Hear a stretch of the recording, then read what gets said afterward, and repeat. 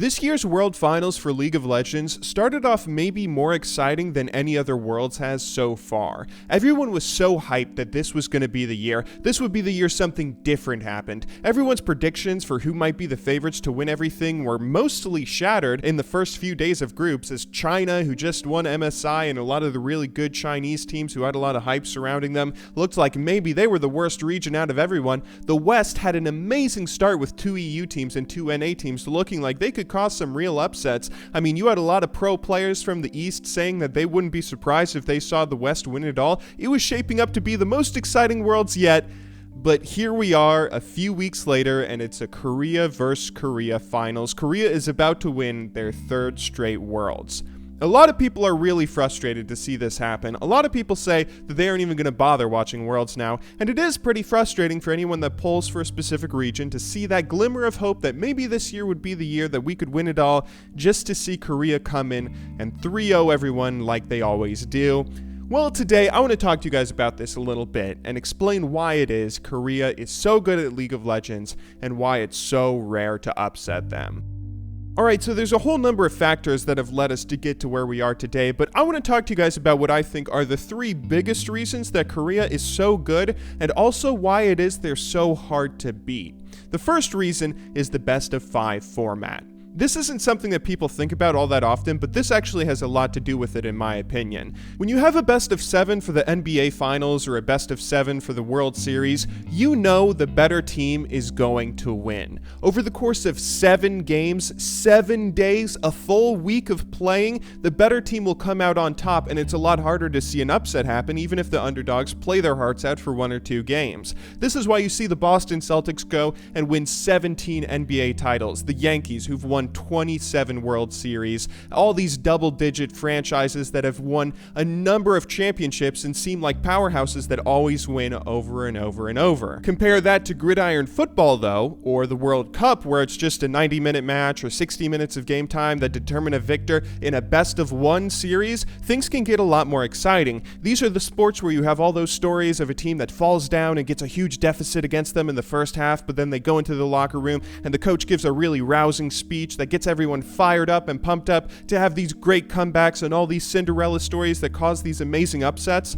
A big reason of why that happens so often in these sports is because they're played in a single game, a best of 1. You don't actually have to be the better team than your opponents, you just have to play better than them and put everything that you can into that single game, and that's a very big distinction. Naturally, you can see who's won the most World Cups or Super Bowls. You see a very big difference when we compare that to Boston Celtics and their 17 NBA titles or the Yankees and their 27 World Series. If you want to watch a sport or athletic competition where upsets are a lot more likely and favorited teams are more likely to fall to a group of stubborn underdogs, best of 1 matches are the way to go. However, best of 1s don't work in a lot of esports, and in particular, League of Legends sucks when it's played in a best of 1. A lot of esports like League are very conducive to snowballing. The way that League is set up, you don't have many comebacks happen in a single game because even just a bad level 1 fight can cause a team to lose to a really good team if they know how to take a small advantage and turn it into a victory, which most teams do at the pro level. The entire reason comebacks happen in traditional sports is because everyone is always on a level playing field. Even if one team falls behind early, the only deficit they have to worry about to making a comeback happen is however many points they're currently losing by.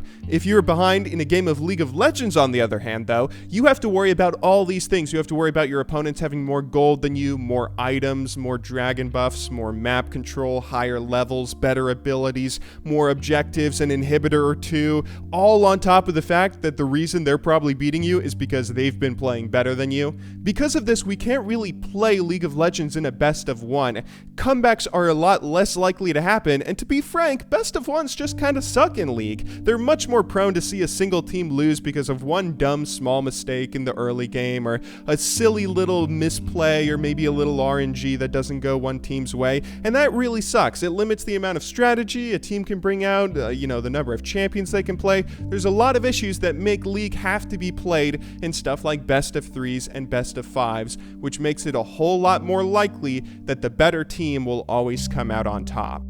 The second reason Korea has been so good for so long is that international competition really isn't supposed to be balanced. Whenever you see one team constantly winning championships over and over and over, that might be a sign that some systems need to be put in place to help facilitate a healthy ecosystem for a league so everyone has a shot at winning a title, and that's something that's really easy to facilitate in local leagues. If you take a look at local leagues, things are a lot easier to keep balanced and help struggling teams thrive in a really fair way. So for instance, the best example that I know of personally is in the MLB, NBA, NFL, most American sports, you have the draft. In all these sports, the step right before going pro is playing well while going to college, playing well at the collegiate level, and the draft serves as a really good system to distribute the best collegiate players evenly throughout the league. In the draft, the team that finished last in the league the season before get the first pick of all the college players about to go pro, so theoretically the teams that are struggling the most can get some really good, really young players to build a franchise around for the future.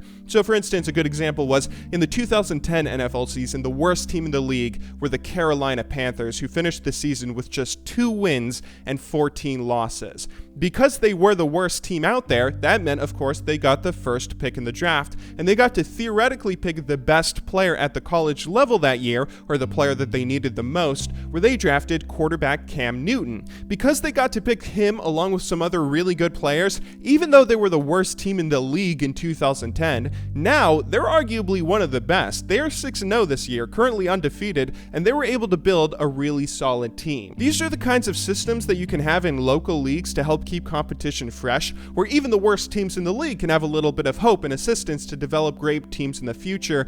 All the best teams don't just win championships over and over, making things really, really boring. Obviously, none of that really works at the international level. That's kind of the whole point of international competition, to let each country in the world do their own thing and produce the best athletes that they can and have them all go up against each other. When you take a look at any international competition, it's more likely that you see one country or one region of the world dominating it, because that's just what international competition is. You can't handicap the best regions of the world to let the lesser ones develop more, or give them a little assistance to the struggling countries. That kind of defeats the purpose. You might be able to balance out the regions individually and give each league systems to keep competition fresh so that every Korean team has a shot at winning OGN, or that every NA or EU team has a shot at winning their respective LCS, but you can't really stop one region from getting ahead of the pack and steamrolling over their competition at international events. And that's what you see happen when one region of the world starts producing some seriously great athletes.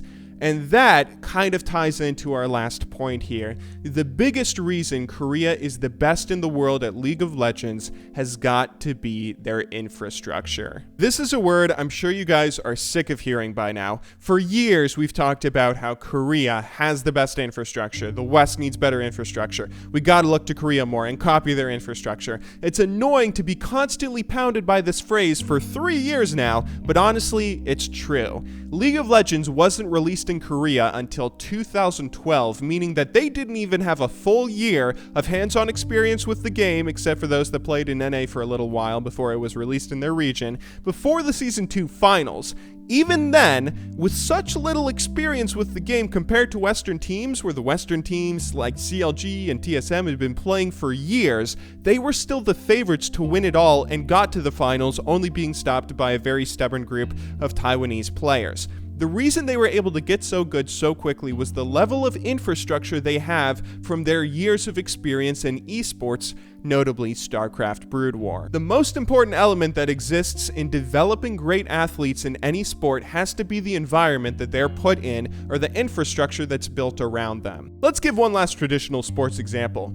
Do you guys know why the USA of all places has the best women's soccer team in the world? It's a bit odd, isn't it? When you look at association football or soccer, depending on where you live, there's a lot of other countries that care about it more than America does. The US has a lot of sports it's much more fixated on, where other countries in the world live and breathe football. Why would America, of all places, have the best women's football team out there? The reason was a law that was passed in 1972 called Title IX. This was a civil rights law that prohibited all publicly funded schools from discriminating in athletic programs based on gender. That meant that every public school needed to provide a women's athletic program if it provided a men's one, and more importantly, it prohibited schools from underfunding the women's program. You couldn't give the women's program substandard equipment or facilities or staff just because you wanted to throw all the money you had at building a new college football stadium or hiring more scouts or whatever. This was a law that basically guaranteed that there would be a solid level of infrastructure and support for women's athletics at every public school.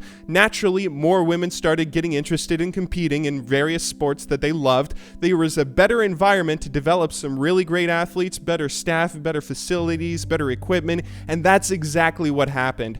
Ever since then, the USA's women's soccer team has been incredibly dominant, more so than any other country out there, because most other countries don't have the same sort of support for women's athletics. And I mean, you can just sort of see the dominance that there's been. Abby Wambach just retired recently at the time of me releasing this video, and she currently has the most international goals scored in men's or women's soccer, some crazy number like 184. But that's the name of the game here, developing great athletes. Every country in the world is obsessed with a sport or maybe a number of sports and athletic competitions, and whatever it is a country holds nearest and dearest to its heart, they'll be able to develop some great athletes over time because of dedication, good staff, good coaches, facilities, funding, and everything that goes into supporting athletic programs. Korea just so happens to be obsessed with esports, and the amount of dedication they have to the game, the level of infrastructure they have, especially left over from years and years of experience in it with StarCraft Brood War,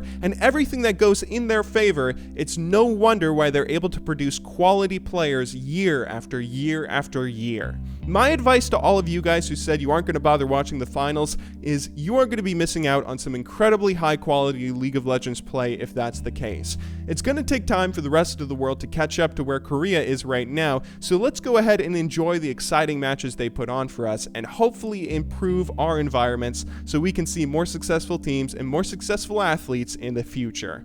Anyway, that's all for today. I hope you guys enjoyed watching. I will of course see you all soon, but until then, good luck in solo queue and have a wonderful day.